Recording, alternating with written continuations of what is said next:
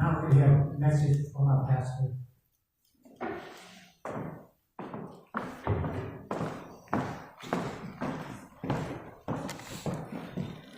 Wow, thank you for the worship team. Very special song today, right? ขอบใจนะที่นมัสการโอ้เพลงถวายพระเจ้าเนาะให้เกียรติที่สุดสบายดีพ่อแม่พี่น้องที่น่ารักขององค์พระผู้เป็นเจ้าทุกๆคนสบายดี Good morning. Good morning all the lovely of God มื้อนี้อาจารย์ดีใจเป็นพิเศษพี่น้องและก็ภูมิใจที่ได้เห็นพี่น้องทุกๆคนได้เข้ามายังปฏิหารที่ศักดิ์สิทธิ์อันนี้แม่นหัวใจของอาจารย์เลยพี่น้องเด้อ Today I am so happy and proud to see all of you come to the holy temple of God. This is my heart. Okay. มื้อนี้อาจารย์ขอเวลานี้ขอบใจนำพี่น้องทุกๆคนที่ได้อวยพรวันเกิดของอาจารย์เนาะ73ปีพี่น้องได้ยังคงดำ Amen. I take this opportunity to say thank you to all of you to wish happy birthday to me. 73 years old already, but I still have black hair. Really? Is it real? Laugh on him and Yeah. So, I would like to thank you to God, okay, that He gave me the strength, knowledge, wisdom to serve Him. อาจารย์ขอบพระคุณพระเจ้าเนาะที่พระเจ้าทรงอวยพรเพื่อให้สติปัญญาให้กับอาจารย์ในการรับใช้เวทงานของพระเจ้าและรับใช้พี่น้องเหมือนกัน and serve to all of you และอาจารย์จะบอกพี่น้องเด้อ I would like to tell all of you พวกเขามาจากต่างถิ่นต่างแดนได้ยินแม่นบ่พี่น้องแม่นบ่ Yes, I would like to tell all of you in here, we came from different places. From Laos, from Thai, from US, right? From Wisconsin. Wisconsin. Let me say what we doกันแม่นบ่นี่แม่นบ่the same จิตใจแนวคิดของพวกเราก็บ่คือกันได้พี่น้อง Heart and mind are not the same แต่อาจารย์อยากบอกพี่น้องจำไว้ให้ดี But I would like to tell all of you please remember this เมื่อพวกเราเข้ามารับเชื่อในองค์พระเยซูโอเคเมื่อพวกเราเข้ามารับเชื่อในองค์พระเยซูพวกเราได้กลายมาเป็นกายอันเดียวกันโอเคพวกเรามีกายอันเดียวกันคือกายขององค์พระเยซูเอเมนบ่พี่น้อง Amen. So after we accept Jesus in life, we became one body of Christ. Amen พี่น้องดังนั้นพระคัมภีร์เพิ่นบอกเฮาว่าจะได้ฟังสิพระคัมภีร์เพิ่นบอกเฮาได้ว่ากายของเฮาเป็นพระวิหารของพระเจ้าแม่นบ่แล้ว Amen. So the Bible just telling us right now our body is the temple of God. Amen. ดังนั้นถ้าหากพวกเขานี่นะรักษากายของเขาดีก็บ่ต่างหยังเขารักษาบริหารของเจ้าให้ดีคือกัน Amen. Amen. If you take care your body it's the same thing like you take care the temple of God. Amen พี่น้องดังนั้นรักษาอย่างว่าสิ รักษาร่างกาย รักษากายของเขาให้ดี Amen. ก็คือเขารักษาร่างกายพระวิหารของพระเจ้า so that remember this take care your body is good you take care temple of God good Amen. amen อาจารย์ขอพระคุณพระเจ้าและยินดีต้อนรับทุกๆคนเข้ามานมัสการพระเจ้าร่วมกัน I thank you God and welcome to all of you to worship God together today let us pray พระเจ้าพระบิดาพระลูกโมทนาสรรเสริญขอพระคุณพระองค์ที่พระองค์ทรงสร้างกายของพระลูกให้เป็นกายของพระองค์ Father we give thanks to you and praise to you that you create our body look like your body พระเจ้าพระบิดาขอพระวิญญาณบริสุทธิ์ของพระองค์เจ้า ทรงประทานความเข้าใจให้กับทุกๆคนในพระคัมภีร์ที่ลูกได้นำมาในวันนี้ Father may the Holy Spirit is giving all of us here understand the scripture that I bring today ขอให้พระคำที่ลูกได้นำมาในวันนี้เป็นแสงสว่างให้กับทุกๆคนได้เถิด May the scripture that I bring today be the light to all people in here and the world ขอพระคุณสำหรับพระวิญญาณบริสุทธิ์ของพระองค์เจ้าผู้ได้สอนให้ผู้รู้เป็นคนดีมีศีลธรรมและเป็นคนศักดิ์สิทธิ์ต่อพระเจ้า Thank you for the Holy Spirit to teach us to be good people, righteous people and faithfulness to God ขอพระคุณสำหรับพ่อได้พ้นสันติสุข Thank you for the blessing and peace ที่พระองค์ทรงได้ประทานให้กับพระองค์ that you give to all of us ขอบพระคุณสรรเสริญอธิษฐานรวมกันในพระนามขององค์พระมหาเยซูคริสต์เจ้า Amen that we pray together in your name Jesus Christ our Lord Amen Amen วันนี้อาจารย์จะแบ่งปันเกี่ยวกับเรื่องขอบพระคุณพระเจ้าสำหรับหัวใจใหม่ Today I would like to share about thank you God for the new heart Thank you God for the new heart อาจารย์จะเริ่มอยู่ในพระคัมภีร์อาจารย์ขอพระคุณพระเจ้าสำหรับพระวิญญาณบริสุทธิ์ที่ได้บันดลบันดาลจิตใจให้อาจารย์ได้นำเอาพระคัมภีร์ขอมีมาแบ่งปันสู่พี่น้อง I would like to give thanks to God and thank you for the Holy Spirit to inspire me to bring this scripture to be the lesson to teach and preach to all of you และอาจารย์ก็เชื่อว่าพระวิญญาณบริสุทธิ์ของพระองค์เจ้าทรงได้อยู่กับพี่น้องทุกๆคน and I believe the Holy Spirit is with you and each one of you in here และอาจารย์ก็เข้าใจว่าและอาจารย์ก็เชื่ออย่างเต็มใจว่าพระวิญญาณบริสุทธิ์ทรงประทานความเข้าใจให้กับพี่น้องทุกๆคนในพระคัมภีร์ข้อนี้ที่อาจารย์นำมา and I believe and I strongly believe the Holy Spirit is giving all of you to understand the scripture that I bring today to all of you อาจารย์จะเริ่มอยู่ในพระคัมภีร์เอเสเคียลบทที่36ข้อที่24ข้อที่27พี่น้องได้เบิ่งอยู่ที่สกรีนเด้อพี่น้องเด้อ I will begin in the book of Ezekiel chapter 36 verse 24 to 27 please look at on the screen ในพระคัมภีร์เอเสเคียลบทนี้พระวิญญาณบริสุทธิ์ของพระองค์เจ้าทรงบันดาลใจให้อาจารย์ได้เรียนรู้5อย่างด้วยกัน For the book of Ezekiel the Holy Spirit inspired me to understand and learn 5 things ข้อที่1พระเจ้าทรงปลดปล่อยพวกเราออกจากการเป็นบาป Number 1 God free us from sin ข้อที่2พระเจ้าสำหรับล้างพวกเราด้วยน้ำที่สะอาด Number 2 God wash us with clean water ข้อที่3พระเจ้าเอาจิตใจแข็งกระด้างเหมือนหินออกจากพวกเรา Number 3 God took away stubborn heart of stone ข้อที่4พระเจ้าเอาหัวใจใหม่ใส่ให้พวกเรา Number 4 God give us the new heart ข้อที่5พระเจ้าเอาวิญญาณของพระองค์ใส่ในพวกเรา Number 5 God give us his spirit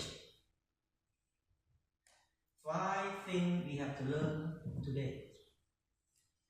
5อย่างที่พวกเราจะเรียนในวันนี้วันนี้ไม่ว่าในข้อที่1พระเจ้าปลดปล่อยพวกเราออกจากการเป็นทาส Now let's talk about number 1 God free us from the slave ในเวลานั้นประชาชนชาวอิสราเอลเขาเจ้าได้อยู่ทั่วทุกคนทุกแห่ง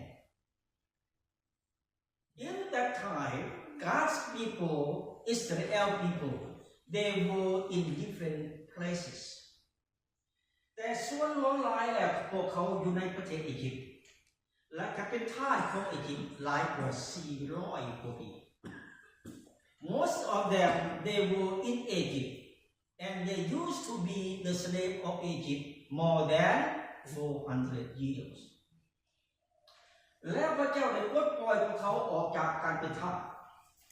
Then the Lord God freed them from the slave แล้วพระเจ้าได้นำพาพวกเขาเข้ามายังดินแดนแห่งพันธสัญญา Then the Lord God brought them into the promised land บัดนี้มาเล่าถึงพวกเขา Now let's talk about us พวกเขาก็มาจากต่างถิ่นต่างแดนเป็นพี่น้อง We came from different places from Thai, from Laos, from US, from Wisconsin, right? Yes. Yeah, long ways away. Yeah, long drive. So that พวกเขาเคยเป็นทาสของพวกบาปซึ่งเป็นอยู่ใส่กระดาษแม่นบ่ Even Wisconsin. Yes. We used to be the slave. Right? Even you from Laos, from Thai, from Wisconsin still, right? Be the slave, right? พวกเขาเป็นทาสของหยังพี่น้องพวกเขาเป็นทาสของพวกบาปเป็นบ่นี่ Yes. We used to be the slave of sin and slave of evil. แต่ขอบพระคุณพระเจ้าได้กับพี่น้องที่พระเจ้าได้นำพวกเขาเข้ามายังดินแดนที่พระเจ้าทรงอวยพรให้ Amen. But we give thanks to God because God brought us into the land that God blessed to all of us to stay. Thank you God for this. บัดนี้มาบอกในข้อที่2 Now let's talk about number 2 พระเจ้าสำหรับล่างพวกเราด้วยน้ำที่3 Now let's talk about number 2 God wash us with clean water หลังจากที่พระเจ้าได้นำเอาประชาชนชาวอิสราเอลเข้ามาในดินแดนแห่งพันธสัญญา After the Lord God brought his people into the promised land แต่เขาจะต้องทำบาปเล็กน้อยเพราะเขาเชื่อในสิ่งที่พวกเขาเคยเชื่อ But they still did sin. They still believe what they used to believe. ดังนั้นนะพระเจ้าจึงได้สำหรับล้างพวกเขาด้วยน้ำที่สะอาดเป็นน้ำที่ศักดิ์สิทธิ์ลงมาจากสวรรค์นั่นเป็นเพราะว่าการเฮ็ดบาปที่สมาธิ But the Lord God cleaned them with the clean water and the holy water from the heaven. That is called baptism. พวกเขาก็คือกันพวกเขากับพระเจ้าได้นำเข้ามาในดินแดนที่พระองค์ทรงอวยพรให้พวกเขาแต่อย่าลืมพวกเขาไม่ได้บาปเลยพี่น้อง We are the same. God brought us into the land that God blessed us to live. But we still did sin. Right? We still do evil. แต่พระเจ้าเห็นอย่างแล้วพระเจ้าสำหรับล้างพวกเขาให้พวกเขาเป็นคนสะอาดที่อยู่ในพระเจ้า But God washed us with the clean water for us to be clean people in God นั้นเป็นห้องว่าเห็นอย่าง Baptisma which is called baptism พวกเขาล้างมันเป็นบ่อนี้ทุกคนล้างบาปไม่ได้บ่อนี้พวกเขาไม่มีบาปใดๆพี่น้อง So that means all of us in here will already baptized. We have no more sin. ดังนั้นพี่น้องที่หาของพระเจ้าอย่ากลับคืนไปเฮ็ดบาปอีก So my brother and sister, my lovely, do not go back to do sin again. Your sins already gone. Your sin already washed away from the holy water of God. Amen. Amen. บัดนี้มาบอกในข้อที่3 Now let's talk about number 3 พระเจ้าเอาหัวใจแข็งกระด้างเหมือนหินออกจากพวกเขา Now let's talk about number 3 God took away the stubborn heart of stone พ่อแม่พี่น้องอาจารย์เชื่อว่า พระวิญญาณบริสุทธิ์ขององค์พระผู้เป็นเจ้าได้เห็นภายในจิตใจของพี่น้องทุกๆคน I believe the Holy Spirit of God see inside each one of us heart พระองค์จึงเห็นว่าพวกเรามีจิตใจแข็งกระด้างเหมือนหิน so that he see each one of us in here yes we have stubborn heart of stone ดังนั้นพระเจ้าจึงบอกพวกเราทุกๆคนเดียวนี้ว่าเขาจะเอาหัวใจแข็งกระด้างเหมือนหินออกจากเจ้า Thank you God Then the Holy Spirit is speaking, is talking, is telling to all of you right now. I will take the stubborn heart of stone away from you. เขาบอกจะให้พวกเจ้ามีหัวใจแข็งกระด้างเหมือนหิน แต่เขาจะให้พวกเจ้ามีจิตใจเหมือนกระทอง I don't want you to have stubborn heart of stone.But I would like you to have like my heart. อาจารย์บอกพี่น้องเป็นคนจริง I would like to tell all of you the truth. ตอนอาจารย์เขามารับเชื่อในองค์พระเยซูอาจารย์ก็เข้าใจพระคัมภีร์อาจารย์เป็นคนจริงอาจารย์รู้จักพระวิญญาณบริสุทธิ์ When I accept Jesus in my life, I didn't understand the Bible.I didn't know about the Holy Spirit. แต่อาจารย์ได้ยินศิษยาภิบาลหลายคนเทศน์บทนี้แหละพี่น้อง But I have heard many pastors preach about this scripture. และอาจารย์เคยได้ยินศิษยาภิบาลหลายคนบอกเกี่ยวกับเรื่องพระวิญญาณบริสุทธิ์ And I also have heard many pastors talk about the Holy Spirit of God.ดังนั้นอาจารย์มีคำถาม So I have question. I ask them, what is the Holy Spirit of God? แล้วศิษยาภิบาลที่ตอบอาจารย์ว่าแม่นพระเจ้าที่ได้ทำงานอยู่ในชีวิตของเจ้าที่ได้เปลี่ยนแปลงชีวิตของเจ้า And he answered me, the Holy Spirit is God to work around your life.to save your life from evil, from sin. ดังนั้นอาจารย์จึงมาเข้าใจว่าทักษะพระวิญญาณบริสุทธิ์ก็บอกกับอาจารย์ได้บอกอาจารย์ว่าอาจารย์มีหัวใจแข็งกระด้างเหมือนหิน so that I understand that the Holy Spirit spoke to me and tell me yes I have stubborn heart of stone ดังนั้นหลังจากที่อาจารย์เข้าใจแล้วอาจารย์จึงยอมรับ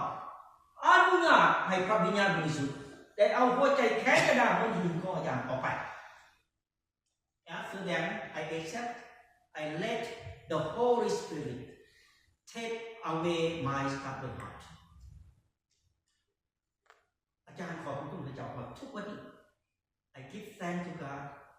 forever in my life อาจารย์มีชีวิตใหม่ย้อนว่าพระองค์เอาอย่างเอาปากหินออกจากจิตใจของอาจารย์Because God, He break the stone away from my heart. ดังนั้นพระวิญญาณบริสุทธิ์นี่จึงได้เว้ากับพวกเราทุกๆคนผ่านทางพระคัมภีร์ลูกาบทที่6ข้อ45 So that the Holy Spirit is speaking to all of us right here through the Gospel of Luke chapter 6.verse 45 ฟังคักๆก่อนนี้พี่น้องคนดียอมเอาสิ่งดีออกมาจากข้างดีแห่งใจของตนคนชั่วยอมเอาสิ่งชั่วออกมาจากข้างชั่วแห่งใจของตนเพราะว่าใจเต็มล้นด้วยสิ่งใดปากก็เว้าสิ่งนั้นออกมาเอเมนพี่น้องโอเคอันนี้พระคัมภีร์สอน so real and so true okay Luke 6:45 a good person bring good out of the treasure of good things in his heart a bad person bring bad out of his treasure of bad things For the mouth speaks but the heart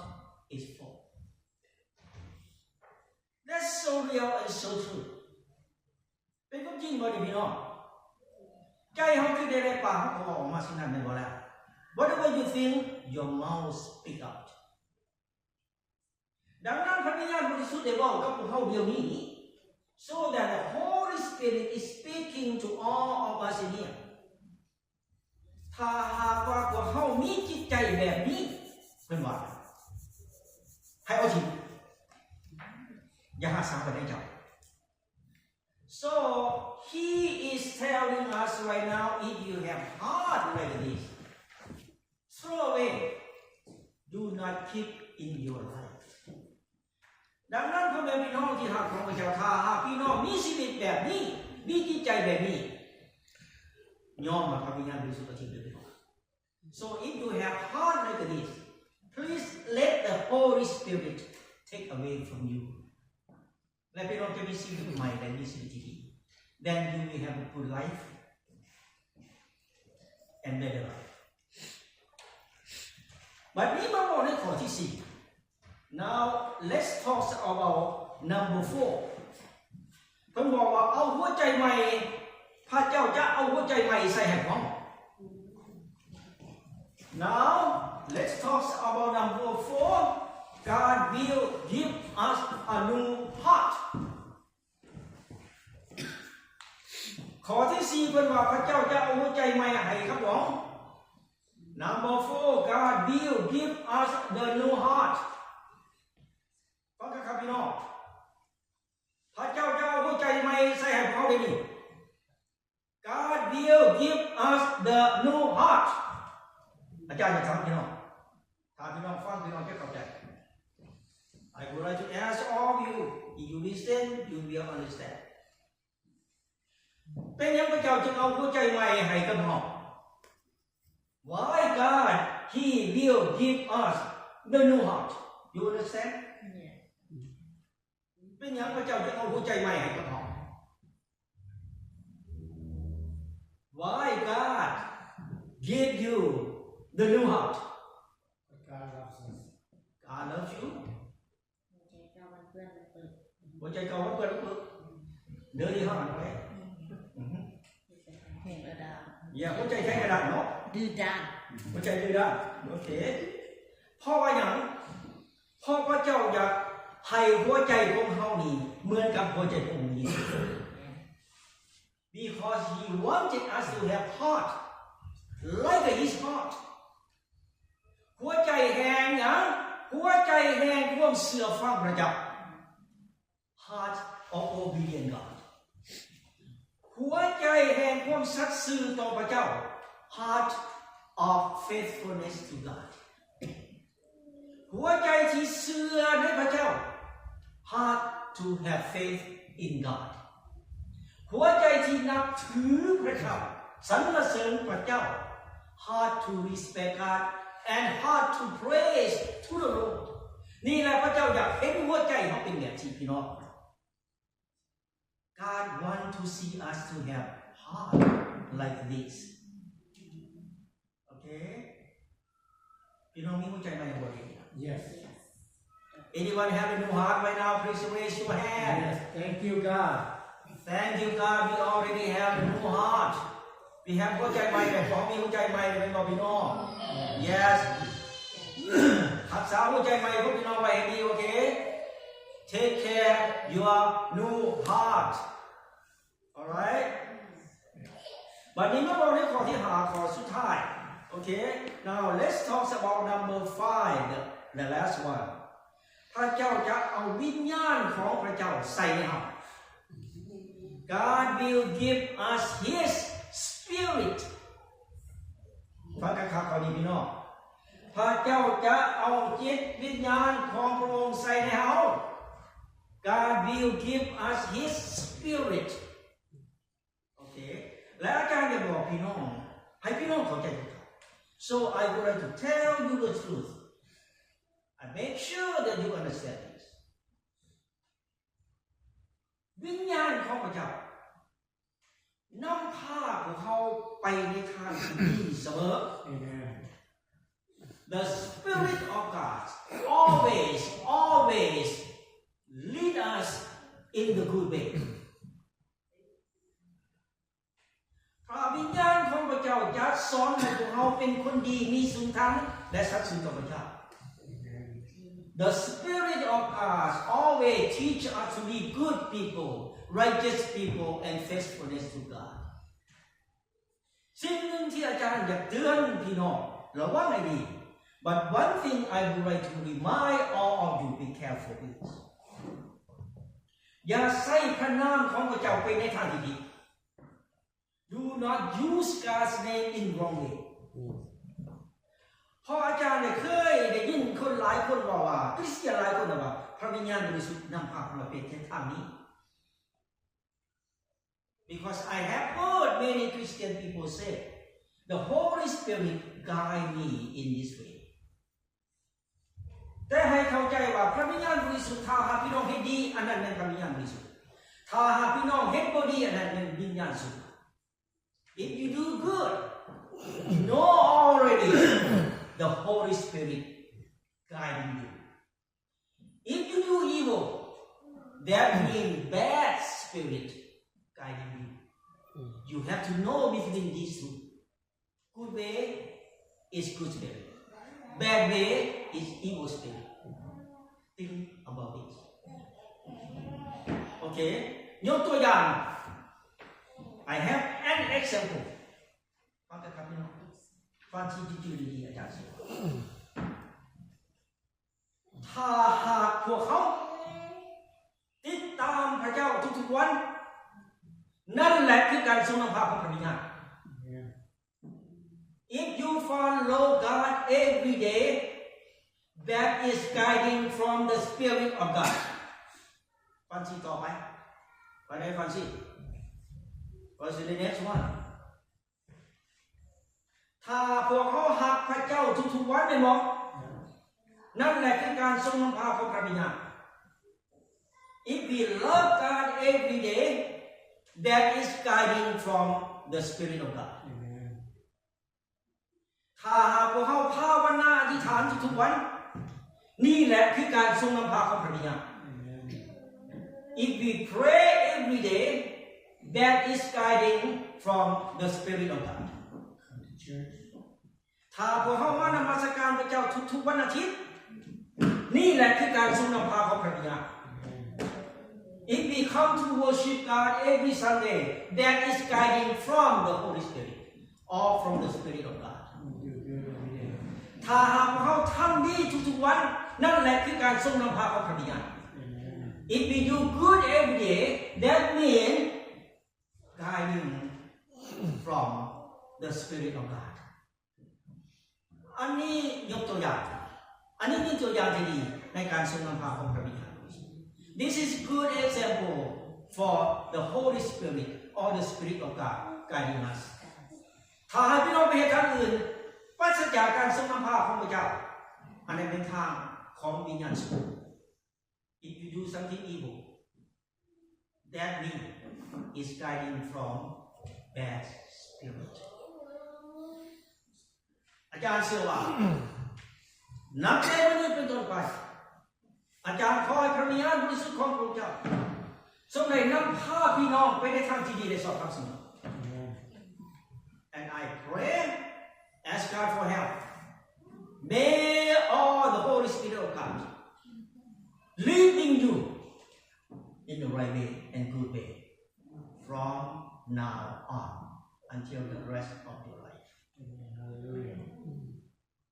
เอาในขอสรุปในวันนี้ conclusion อาจารย์เชื่อว่าพระวิญญาณบริสุทธิ์ของพระองค์เจ้าทรงได้ประทานความเข้าใจให้กับพี่น้องในพระคัมภีร์ที่อาจารย์นำมานั้นย่อมเอาย่อมเปลี่ยนแปลง I believe the Holy Spirit is giving all of us to understand the scripture that we read today. Accept it and change. God bless all of you.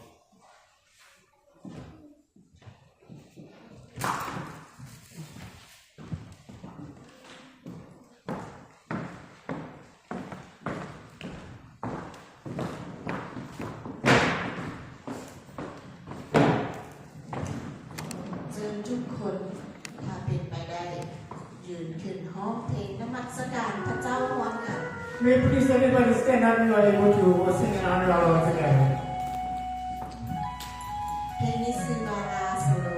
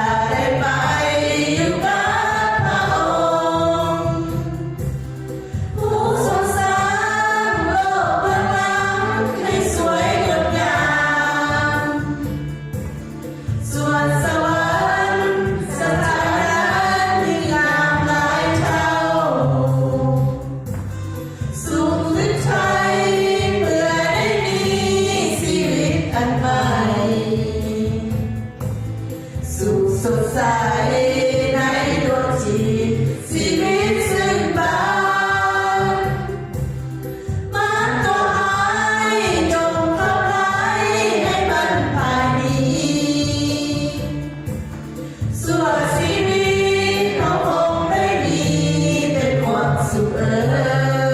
ย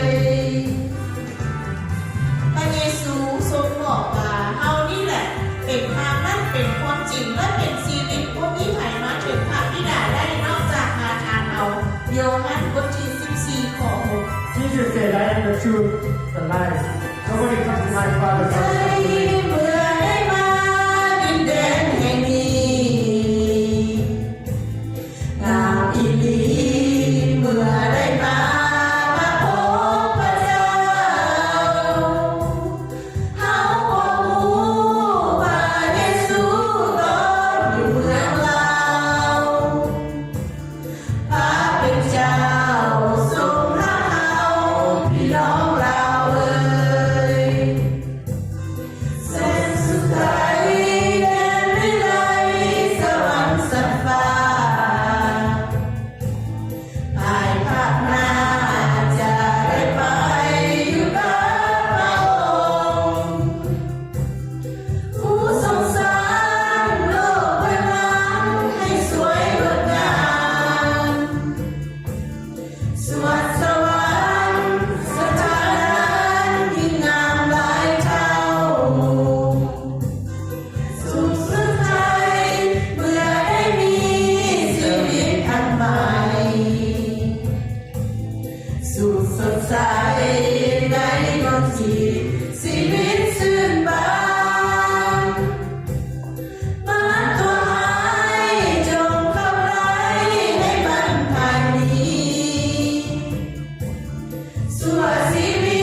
ตเอาคงได้มีแต่ความสุขเอ่ยอย่าให้ใจของท่านทั้งหลายวุ่นวายไปจงไว้วางใจในพระเจ้าและไว้วางใจในเฮาเหมือนกันในพระศาสนาบิดาของเฮาที่มีอยู่หลายบอนถ้าบ่มีเฮาคงได้บอกพวกทานแล้วเพราะเฮาไปจัดแจงบอนไว้สำหรับทานทั้งหลายโยฮัน14-12 Amen. ก็ให้เฮาร่วมใจกันอธิษฐานพร้อมกันและนึกถึงพระเจ้า Let us all bow our head and pray together. สรรเสริญขอบพระคุณพระเจ้าพระบิดา Praise and thank you, Heavenly Father. ขอบพระคุณพระองค์ที่ผ่านมาและวันนี้ We give you thanks from the past to this present day. เรื่องการงานและคุ้มครองลูกนำชีวิตประจำวัน The work that we have and always protect us และนำทางลูกไปทางที่ชอบธรรม and lead us to the ให้ righteousness. ลูกผู้อันผิดอันถือ And let us know the wrong and the right. ให้ลูกผู้อันใดเป็นมารอันใดเป็นพระเจ้า Let us know the evil and the good. ให้ลูกผู้ความรักอันที่ยิ่งใหญ่มาจากพระเจ้า So we know the greatest love ขอบพระ from คุณพระองค์สำหรับสุขภาพอันที่ดี you. And we give you thanks for this ครอบครัว healthy, ที่ฮัก the loving family, อ้ายเอ้ยน้องที่ฮัก brother and sister หมู่ love, เพื่อนที่ดี friends. ทุกสิ่งที่ลูกมีในโลกใบนี้ Everything that we have in this world, มาจากพระเจ้าพระบิดา and we know it's coming from you. ถ้าลูกบ่มีพระองค์แล้วลูกก็บ่มีชีวิตใหม่ If we do not have you, Father, we ข will อ not พระองค์ have เจ้าทรง this สื life. บต่อรักษาลูกตลอดไป May you, Father, continue to watch over us and protect us, และเบิ่งจิตใจของลูกที่คิดไปทางที่บ่ดี and watch our heart ไปทางที่บ่ชอบธรรม and change us, pull us from the temptation. ขอพระองค์เจ้าทรงดึงเอาใจที่เปิดเปื้อนนั้นออกจากร่างกายลูกด้วย Take away all the bad heart และนำทางลูกไปทางที่ชอบธรรมอยู่เสมอ and lead us to the ผู้ righteousness ว่าการ all เว้า the จาก time. การไปมา No matter what we say, what we do, ขอให้เป็นคำเว้าและการกระทำของพระผู้เป็นเจ้า let it be your words. ขอพระองค์เจ้าทรงทอบเทพระพรความรักและสันติสุขลงมาในทางการของ May you, Father, pour down all your love to us. พอลูกต้องการความรักและสันติสุขมาจากพระเจ้า We need your love and your blessing. เพราะพระองค์เป็นกำลังและเป็นจอมราชาของลู For ก you are our strength. ลูกสรรเสริญลูกขอบพระคุณในพระนามพระเยซูคริสต์เจ้าเอเมน We pray this in the name of Jesus Christ our Lord. Amen. And let's บ่ลงอธิษฐานพร้อมกันเราจะให้อาจารย์ okay, we're gonna sing happy birthday for our pastor and we're gonna all pray for our pastor. So let's all together sing a happy birthday to pastor. Okay, 1, 2, 3. Happy birthday to you. Happy birthday to you. Happy birthday, dear pastor.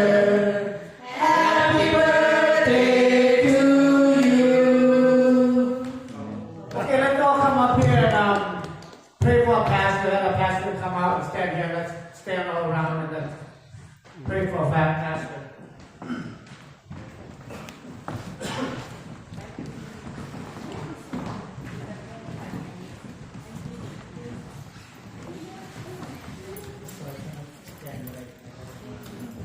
ช่วยกันยืนมาได้กันนั่งมานั่งมาได้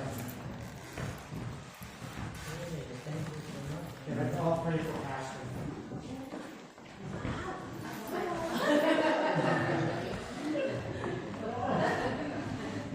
Okay, let's all pray with your voice and thank God for our pastor.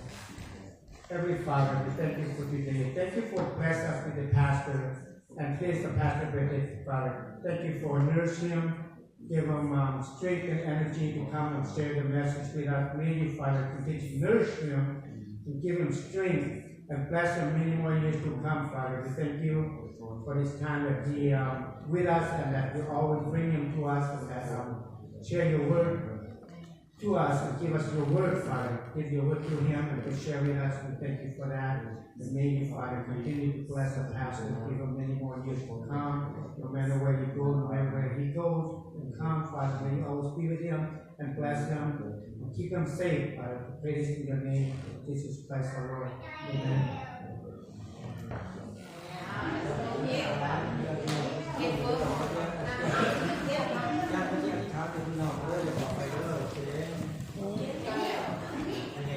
Okay, Pastor going to pray for all of us, so please pay attention and take in the blessing that the pastor is giving us the word from the Lord to pass.